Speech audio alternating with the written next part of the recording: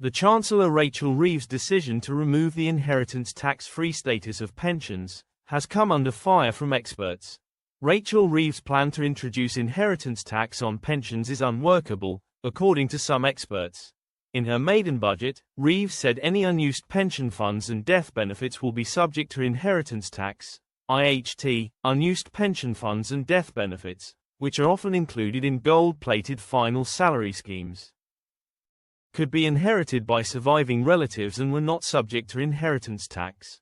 The changes brought in by Reeves are due to come into effect on the 6th of April 2027, but the Chancellor has been consulting with pension providers and consultants to introduce them. Inheritance tax is charged at 40% after someone dies. They would need to have left assets worth over £325,000, although different allowances apply to different types of assets. For example, there is an allowance called the residence nil rate band, which allows parents or grandparents to leave a property valued at £175,000 to their children or grandchildren without it being subject to tax.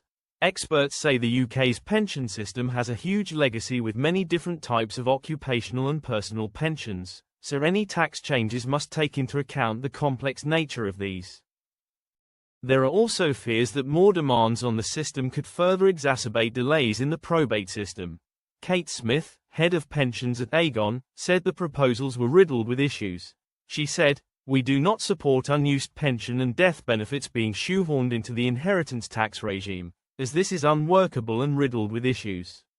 IHT is already complex, and including pensions within the regime makes it even more so."